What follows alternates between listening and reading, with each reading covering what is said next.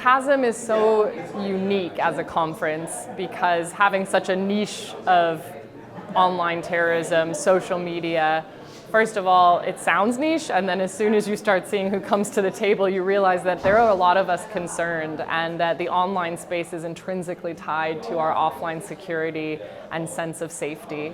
And so TASM as a conference is a little bit of a special moment when we can build solutions and when we can better understand threat.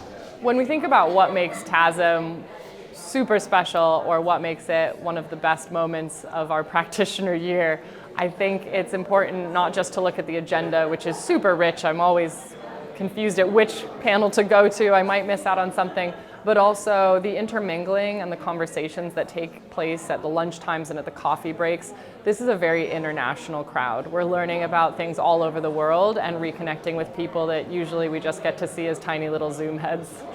For me, working directly with tech companies, coming somewhere like TASM and trying to build out a network of academics, we have something like Voxpol. I'm also looking to make sure that can collaborate with other academic networks like the Global Network on Extremism and Technology, that's our academic wing, and making sure that none of us see these as competitive spaces, but actually the beautiful thing about this is that we all see it as a very collaborative space and one that everyone is joining in partnership for.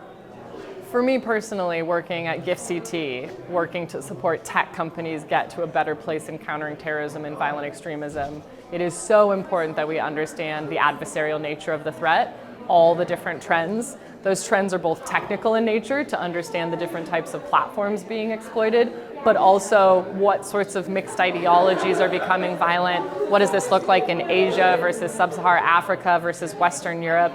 We're finding similarities, and in those areas we can scale up efforts, but we're also finding niches and regional trends, and sharing that information with tech companies means their moderation efforts can be up to scratch and actually do something about the threat.